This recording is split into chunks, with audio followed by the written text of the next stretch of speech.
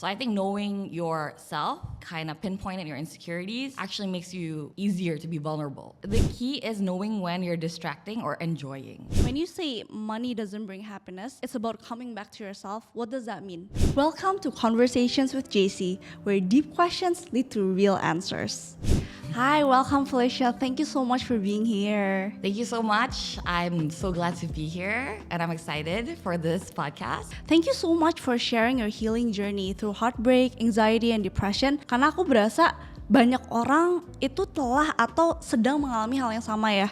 And I'm sure that apapun yang kamu sharing hari ini bakal menginspirasi banyak orang. So Felicia, when you transition dari being married to now being single again, apa emotional truth paling berat yang kamu harus hadepin? And how did it shape you? I think when I first decided to follow through with like the divorce, number one yang kayak goes through my mind lebih ke I have to restart over my life. Yep. I think that is the most heartbreaking thing karena I thought my life was pretty set. Karena I had a good career, I was married by 26, which is like usually the checklist of dreams. Yep. Okay, I'll be married by 26, 27, and suddenly at 31, I was like, okay, now where do I go, right? I thought I was gonna spend the rest of my life with this man, and I thought kayak, we'll have children one day, we'll start a family. Tapi kayak suddenly that was all taken away from me, right? And jadi I think the loss was more of my future. I'm not used to kayak not being control of the narrative. I'm kind of like a control freak. Yeah. Kayak in terms of what I want for the future, my life milestones, tiba-tiba kayak all that control was taken away from me. I can only imagine how hard that is. Like we starting all over again and starting from zero. In a sense that hal-hal yang kita asosiasikan dengan identitas kita ya, itu tidak, we have to let all of that go. Yeah. The plans that you have planned for years juga, you have to like let that go juga. Banyak orang mungkin merasa bahwa perubahan drastis dalam hidup atau suatu hubungan itu terjadi dalam satu momen besar ya, Val. Such as misalnya perselingkuhan atau perdebatan besar. Tapi sebenarnya proses itu sering terjadi perlahan-lahan. Such as misalnya hal-hal kecil yang terabaikan, numpuk, terus jadi besar gitu ya. In your experience, prosesnya tuh terasa seperti apa sih? I think when you're in it, especially for me, I was in a relationship total for 9 years. That's a long time. We were married for 4 years, tapi we were together for 9 years, right? And I think when you're just going through it in motion, you don't really realize the disconnect kan. Disconnecting in small ways, that's like kayak small habits small things turn into habits kan. And small mistakes just roll up into different things. Kayak things that's like 2 years ago suddenly piles up into a huge mountain. Yeah. I think from both parties. Jadi kayak that disconnect just builds up over time. And I think it's definitely small things that leads to something as big as a divorce kan. It's not just one thing like perselingkuhan or something. I mean, there's always reasons behind that. It's not an excuse, but there's something definitely worth mentioning that in a marriage, right? It's not just about one specific action. It's definitely about two people playing a role. In your experience, what are like the top 3 silent killers in a relationship? I think top 3 silent killers. I don't know if there's top 3, but I think communication is number 1. Kind of I feel like I was a lot younger when I was married. Now I can say that. I don't feel that young actually. Tapi kayak now I feel like I was 22 when we first got into a relationship. And I think I was still figuring out who I was. And I think he was still figuring out who he was. Jadi kayak communication was important. Tapi we don't know how to communicate clearly to each other about our needs. I don't know how to explain it. Kayak I also wasn't sure about myself and what I want. And I think that goes the same for him. And that just builds into like different people over time, right? It's like growing apart and not communicating your needs as you develop into different people, right? Karena kayak in a span of 9 years, of course, you live through different, like, I don't know, like different career phases milestones, of life. different phases, different people you're meeting. You turn into different people, right? And I think if you're not always communicating, you don't really end up knowing anymore who you're with or who your partner is anymore and what's important to them. Because like you said, tadi 9 years is a long time ya. we change from one phase to another, and then that when that communication is missing, it becomes like this huge disconnect. And when it comes to communication, I feel like it's really important to be vulnerable, right? And of course sulit banget for us to be vulnerable if even kita bukan public figure aja udah susah untuk vulnerable sama diri sendiri dan orang lain. Apalagi for you as a public figure, pasti ada tekanan sendiri soal hubungan pribadi. Of course. Right. So, pernah gak sih kamu merasa harus terlihat kuat padahal di dalam rasanya udah berantakan? The thing is, I don't really see myself as a public figure. Jadi I don't think it's like very conscious for me to be like I have to act a certain way. Karena like I'm not always in public events either kan, unless I choose to be gitu. I'm not really in the spotlight. I only realized I was a public figure when my divorce became very public.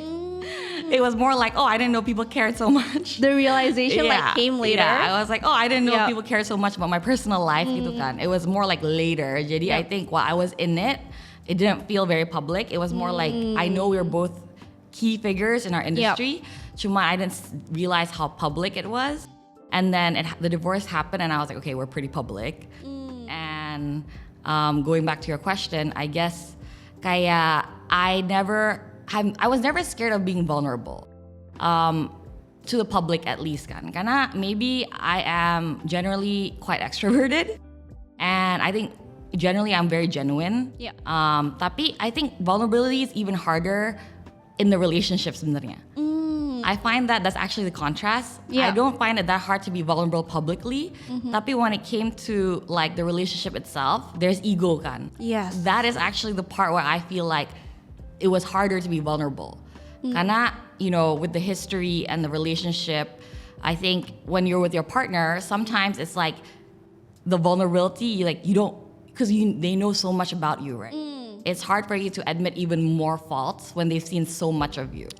I understand what you mean sih, soalnya to the public gitu misalnya. These people don't know like you like fully. They don't know you fully, tapi ketika misalnya kita udah dikenal sama seseorang fully, it becomes like they have power over us, right? Yeah, like triggering, right? Yes. And kalau sekarang ini, Val, in a relationship, how do you learn how to be vulnerable again?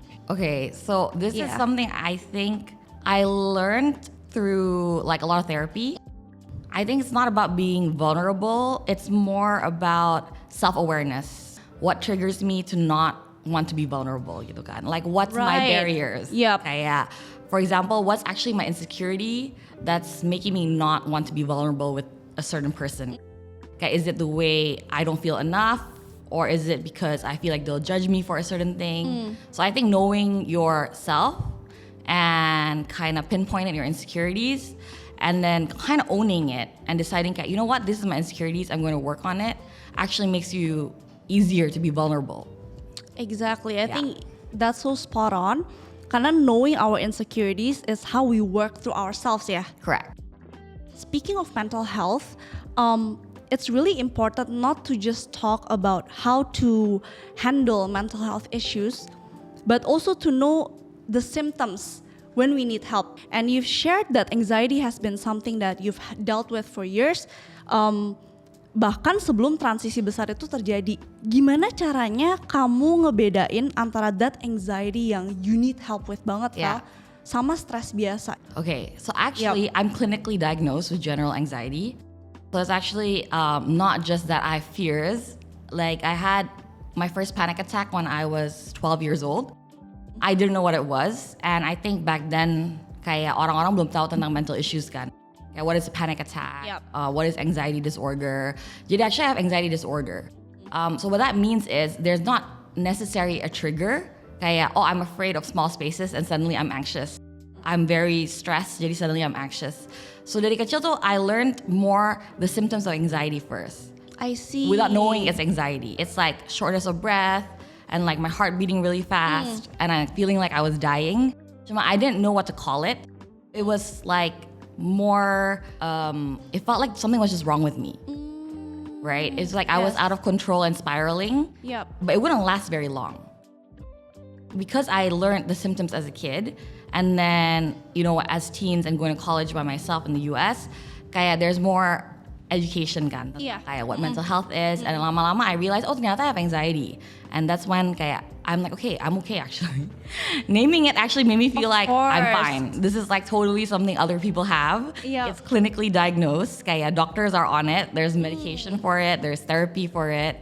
Jadi specifically, because I have anxiety disorder generally, kayak I know very quickly when I'm overwhelmed or so going you're already to trigger. aware about it. Correct. Would you care to explain buat teman-teman di sini apa sih perbedaan antara general anxiety disorder sama stres biasa gitu, Fel? I think kalau misalnya anxiety disorder ya, and stress biasa, which I have all the time.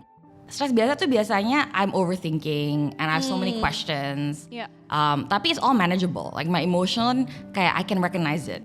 I'm stressed or I'm frustrated or kayak things are not going my way. Jadi it's in my control. Kalau misalnya anxiety disorder tuh you're really out of your body.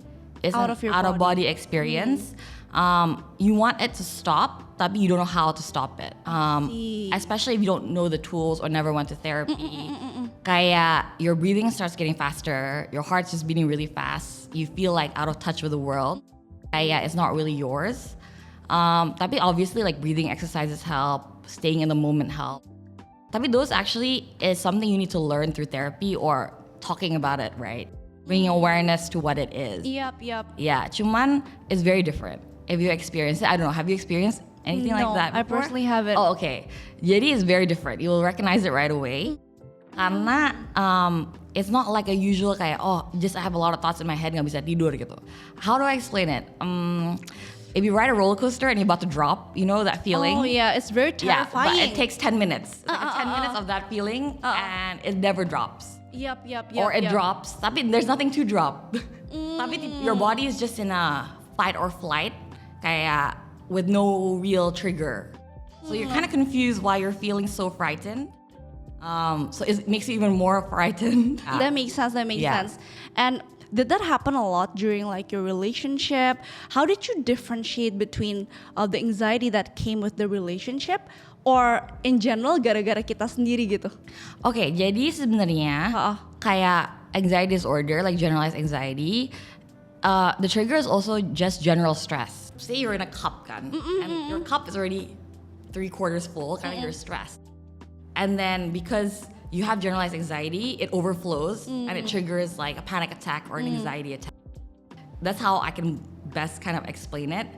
Jadi sebenarnya it's not like two separate things where it's, one is from anxiety disorder and one is for general stress. It's like general stress will lead to this. It's overlapping. Yes, it's overlapping. So anything that triggers your general stress can trigger like your anxiety disorder or panic attack. I see. And when you're like having it, would you mind sharing one technique that really helps you in the moment? For me sih kayak 4-7-8 is a breathing technique. And for me, when I'm in the middle of an anxiety attack or a panic attack, karena I'm so used dari kecil to have it, I don't panic. I know when it's coming. So it's like just 4 deep breaths, count till 7 to pause, and then exhale for 8. Yeah. And then that kind of resets your parasympathetic nervous system. I see. Can we do it together? Sure. Yeah? How do we do it? Go. Yep. 1, 2, 3, 4, and you inhale, and you pause for 7.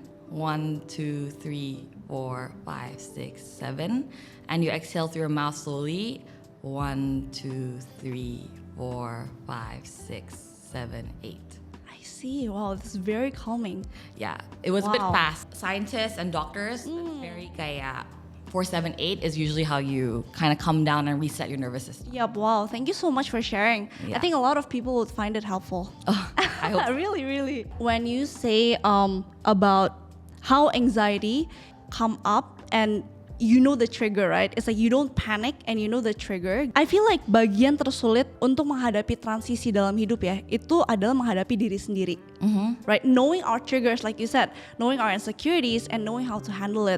Apa turning point yang bikin kamu mulai milih untuk menghadapi your anxiety instead of running away from it? I was never the type to run away. So you always face it head on. Yeah, karena I guess kayak I never, even when I was younger, wanted that to be something that was this, like, made me not want to do the things I love. Jadi in that sense, I was always brave. I know most people run away from it or are scared of it. Cuman when you go through panic attacks or anxiety attacks, you realize you don't actually die. It's just really uncomfortable, and you ride the wave, and you kind of just pass it, and you're like, okay, the next thing. Like you can move on with your life kan. Cuman there was a phase kind of maybe when I was younger where I was afraid of the panic attack itself.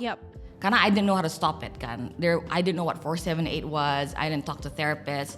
Jadi kayak it was a fear of the anxiety itself. Fear of the anxiety. Yeah, I think that a lot of people have that when they have anxiety disorder or panic disorder. Dimana suddenly they become scared of themselves. And that was me. Jadi it wasn't that I wanted to stop doing things, tapi in the back of my head I'll be like, kapan ya the next one? Kapan ya the next thing? Because when I was younger, I didn't know my triggers kan. When I was stressed, I didn't really understand it because I wasn't self-aware. Jadi it felt like it was random. But sebenarnya it's not really random. There's a pattern. It's not really a pattern, cuman you will know, I guess when you get older, you know kan, your stress triggers. Okay? For me, it's like, oh, you're not eating properly, or like you're not sleeping that well. You're doing a lot of work, or you're stressed socially, tapi you keep going out anyways.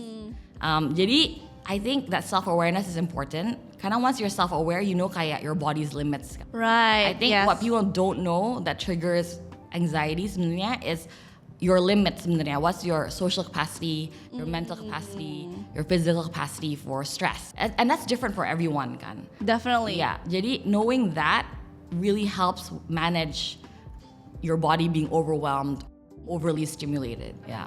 And I guess self-awareness requires courage. Yes. Right, a courage to look inwards. And like you said tadi, actually banyak orang yang run away from anxiety. What helpful tip or advice would you give to people yang masih suka run away from their anxiety? That's an interesting question. Cuman I don't know what it's. Okay, I don't know if you can actually run away from anxiety. Can you explain what you mean by that? I think you can like sort of deny that you're anxious. Or in a way, you know that you're anxious, tapi you don't want to address the real problem.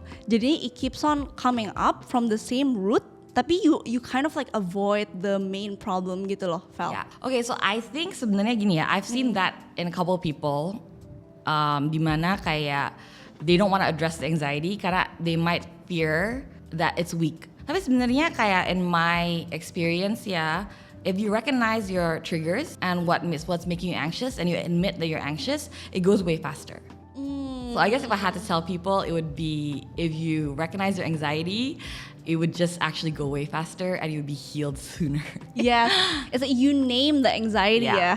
And aside from like naming it and obviously self-awareness, do you have any helpful tools like therapy or meditation, journaling, or medication bahkan yang bikin kamu merasa stabil lagi? And what works and what doesn't work for you? Okay, jadi different phases of my life, definitely different things that help me, gitu, I would say. So after my divorce, definitely I was on medication, and it was just too overwhelming for me. So I had to see a psychiatrist, which gave me meds to help my anxiety. I'm off the medication now. Cuman different phases depends on like my feelings kan. Jadi like right now I really like journaling. So I journal every day for like an hour or two. Tapi in burst. Kayak in the morning I journal, and then if I feel something that I want to write, I journal. And at night before I sleep I journal. So right now I'm in my like really like journaling phase. Yes. I'm like really into journaling right now. It's like my journaling era. Cuman kayak gimana ya? Maybe before I tried to meditate, cuman I'm not in that Zen mode yet. I'm not very good at meditating. I would say I've done meditation classes. Guided meditation works for me. I've done like breath work, meditation kayak yang they help you breathe faster. Yes. Yeah, stuff like that. Breath work. Tapi it has to be guided for me ya. Karena maybe I'm not disciplined enough yet. Cuman honestly when I meditate by myself, sometimes I fall asleep. Kayak like if I have to be honest, it doesn't really work. And I'm like, okay, maybe not meditation or for now. Cuman kayak if it's guided meditation, breath work yang kayak with someone, it works. So I think finding something that works for you is helpful. I really like right now also contrast therapy. Right, yeah, I really like doing cold plunges and sauna. So I actually have a sauna in my house. Wow. Yeah, so it helps me kind of relax before I sleep. And then cold plunges, I do kind of, it resets the nervous system. So what it does to your body actually is, it makes it puts it in survival mode kan. Like fight or flight. Yes. And then it resets your system. That it really deeply relaxes you. Correct. That's Jadi really for nice. me, that works too. Yep. So I think like different things for different phases of my life. And what works for one person may not work for another and vice versa. Yeah. I feel like a lot of people are actually interested in journaling, Val. Okay. Tapi they're just very confused on where to start and how to do it. Can you maybe give us some tips? Jadi to be honest, when I started journaling, maybe 5 years ago, this is even before my divorce, kayak I would also think about journal prompts kan. Exactly how beginners before they journal would be like, okay, what questions should I ask myself? How deep should I go? Cuman I feel like that didn't really help me. It pressured me into writing things that maybe I didn't want to write about. And I had therapy for that. I had a therapist anyways. So jadi, my therapy would ask me questions that I would answer kan. So my journal was more of a stream of consciousness. Yeah, stream of consciousness, yeah. So it would be just like, oh, today I'm feeling this way. I don't know why. Kayak I just want to, like today, kayak I feel a bit stressed, karena about work or about a relationship or about my friends. Or today I'm really happy. And then actually because there's history of the journal, karena you can read back kan. Yeah. It helps you also see patterns of behavior. Yeah. And that really helped me, I think. Right. So I think not having the pressure of thinking, what should I write, really helps with journaling. Like seeing yourself from like a third person perspective, kind of. Yes. And with this stream of consciousness, like I read one somewhere, this method can be done, for example, when somebody is confused, it can be done with a timer. Like for 5 minutes, just write whatever you want to write. Yeah. Right? Like, do you actually do it within like a limited period? No. I can go. So if I have a stream of consciousness, I don't journal on a notebook. I actually journal on my laptop. I see. Karena my mind goes really fast. And writing biasanya kan a bit slow kan. Yeah. So I do journaling, writing, kalau misalnya I have thoughts that I want to think about, like a process. Tapi if I'm doing a stream of consciousness, it's just kayak on my notes and I'm like, kayak, I see. Jadi everything's just spilled into a page and then I reread it. And I'm like, oh, why? And then I would write on top of it. And it's kind of messy. And it's okay to be messy, exactly. right? Tapi dulu when I first started, I was like, I don't want it to be messy. I want my journal to look this way. Yes. Gitu. I think that is such an important like message for everyone. You don't have to be neat when you're journaling, guys. When I first started, I definitely had like many color pens. Kayak I envisioned kayak this Instagram journal board. Cuman that's not really how journaling works. My journal is definitely berantakan, and my notes app, if someone else read it, would be very confusing. Yeah. Yeah. Of course. I think a big part of an emotional healing journey ya, just like journaling, itu adalah bebenah secara internal ya. And after the divorce and the burnout, gimana caranya kamu membangun ulang identitas kamu, not as someone's partner or as a job title, but simply as Felicia? Interesting. Karena to be honest, yeah, it's a process. I'm still continuing to do it. But when I left my marriage, I also left my job. Yeah. Yeah, it was around the same time. Karena I felt like I was too stressed. I couldn't really professionally like think as clearly as I wanted to. Yep. So I really gave myself like a break. Tapi to be honest, because I was in a break, I spiraled kan. Because there was nothing to do. Yes. Suddenly kayak I was very busy from work with zero things to do. And waktu itu I just felt like, oh wow, like I'm really alone. Yeah. And it was very foreign to me karena I'm the type that was never alone. Like I always moved from relationships quickly to more other relationships. And it was really the first time in my life dimana kayak I had to sit still and be alone. And I think being alone and being comfortable being alone is really important in your healing journey. 1000%. Yeah. And I know like a lot of people say it. And when I heard it when I was like not single before, I was like, I don't know what that feels like. I don't get it. But I'm sure it's good for everyone. Yeah. Yeah. Cuman when I really went through it, it's really uncomfortable. Yeah. And I'm not used to it. And it kind of sucks. And it's not like this like, wow, I'm doing everything alone. Of like, course. Vibes. Yeah. It's not. It's really like, oh, this is bad. Like I don't like being alone. Kayak doing things by myself. Suddenly kayak, karena kan juga at the time when I left my marriage, kayak I was 31. And my friends kan udah married, semua baru mulai punya anak, and suddenly I'm like in a different phase. Ya kan? So Yeah, I felt very lonely. It feels very alienating juga ya pasti. Yes. Jadi kayak it felt like, oh, I was one of the first to get married and suddenly now I'm one of the first to get divorced while everyone else is starting a family kan. Yeah. Jadi kayak I couldn't just call up anyone. It's not like I'm 22 again. Gimana you break up with your boyfriend and you call your friends and you're like, let's hang out, la la. Kayak people have things to do. They have responsibilities, they have their own family. Jadi kayak I really had to be alone. So I think being alone is actually really important and it taught me a lot about myself. And I had to sit with a lot of uncomfortable things. Yeah. And now I love being alone. I totally agree with you, Fel, because being alone and being lonely are two very different things. Yes.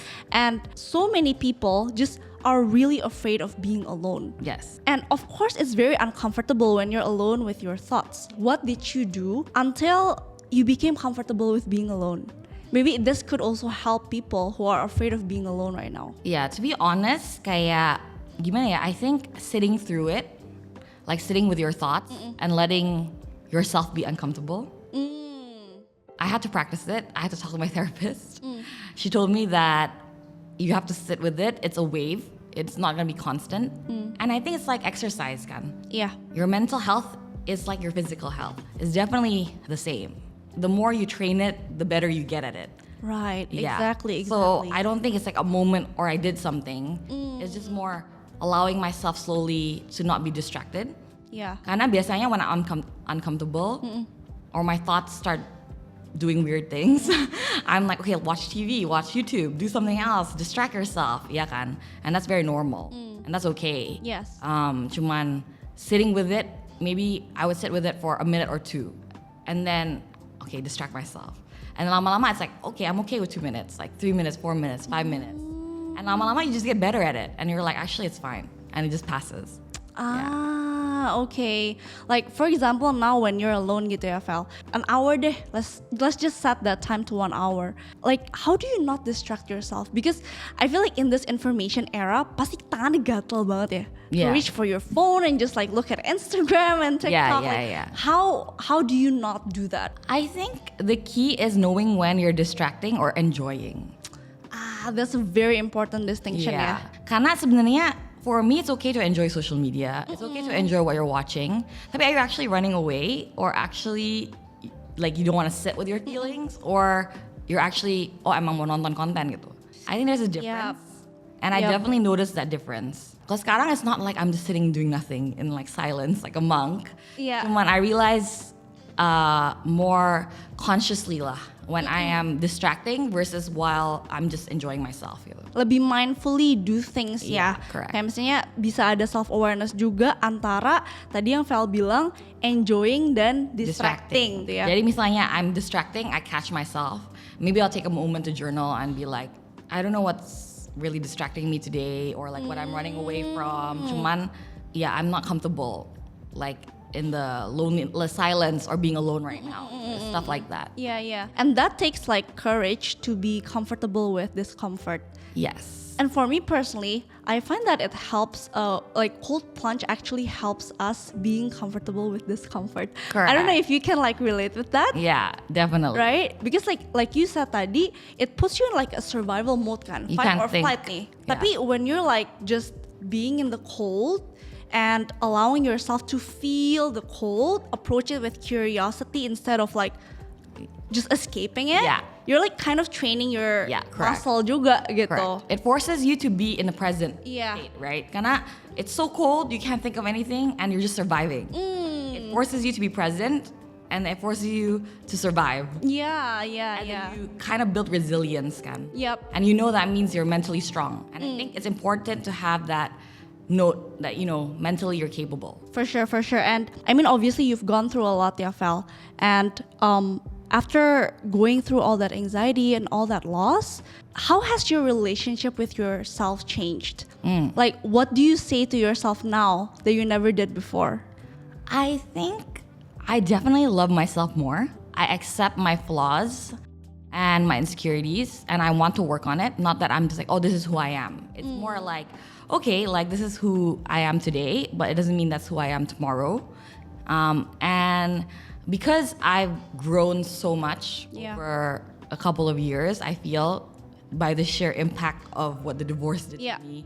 Plus, like, just generally, right, not having a career. Yeah. Well, I was always a career woman. Suddenly not being in a marriage when I thought I was going to be married forever. So many big life changes at once that forced me to grow. Yeah. And I think now I would say I'm definitely a lot more self-aware, like about my triggers, and I'm definitely much more kind to myself. I let myself be, I would say, tired if I want to be tired. I let myself be soft. When dulu maybe I'll push through. I think that's the key difference. Yeah. It's like, I think it's really important to give yourself space to feel whatever it is you're feeling. Yes. Because obviously healing is not a linear process ya. Definitely not. Kayak maksudnya when people, kayak it's not like a normal fever gitu. Misalnya you drink medication and then you udah sembuh gitu. Yeah. Emotional healing is more like, it's not like day 1 to day 100 you just go up terus-terusan. Oh, no. Tapi lebih kayak roller coaster ya. Yeah. Muncul lenyap lagi, muncul lenyap lagi. And you don't even know when you start healing kan sebenarnya. Yeah. I can't pinpoint the moment I decided, oh, I'm better. Yeah. It's more like after months and months, you're like, oh, I'm in a better place. I feel. I don't know. Yeah. Maybe tomorrow, no. But like today, I feel I'm good gitu kan. Yeah. You don't really know when that process starts. But I think the process starts when you kind of acknowledge you're not in a good place. You kind of acknowledge you need help. That's kind of when the healing journey starts. When you start questioning how do I make myself a better person? How do I be more resilient?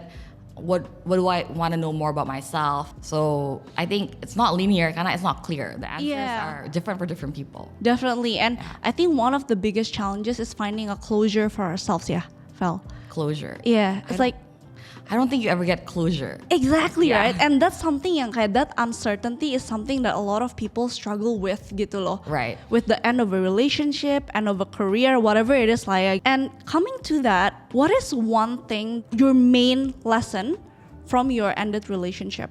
My main lesson? Yeah. That you carry with you now. My main lesson is definitely it's more like you're happy by yourself. You don't need anyone to make you happy. I think when I was younger, I fulfilled a lot of needs through other people, not just a partner. I mean, maybe through friends, through external validation. Cuma I learned that hey, you're good alone. You're actually enough, just enough. Yeah. Yeah, and that's I've never been more comfortable being in my body, being more comfortable with myself, with all my flaws. Jadi, I think that's my biggest learning. It's not that I don't want a partner. Yeah. It's more I don't need a partner. Choose to be in a relationship, right? But I don't actually need them in a way for me to survive gitu. Yeah. And I feel like that also applies not only to partners, tapi like you said, everything else in life, it's knowing the difference when you want something just because you want something, as opposed to wanting something to support your self-esteem. Yes, correct. Or sense. Make you feel whole. Iya, to make you feel whole gitu ya. And I feel like a lot of people can relate with this. They seek external validation untuk orang-orang yang bingung harus mulai dari mana. Soalnya I feel like it's really happening a lot, especially with the information era. Yeah. What is one tip that you would give to them? To stop seeking external validation and feel enough in yourself. I think it's hard, I think everyone in general pasti in some way or another will want external validation. Right? Pasti. Unless you're selfish or don't really care. I don't know, live alone. I'm not sure. Cuman I definitely still seek external validation in some way. Cuman the percentage that I seek it is definitely a lot lower. Right? I don't think seeking external validation is bad. Yeah. It's just, I don't think you should measure your self-worth based on how people validate you externally kan. So the key is, I think, how to bridge that is knowing yourself, going back to that. The question you should ask is, who are you? Yeah. Yeah. Without the external validation, if society accepted you exactly as you are, who would you be? Right? I think that's a good starting question. Yeah.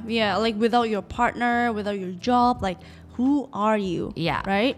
And how would you answer that question yourself?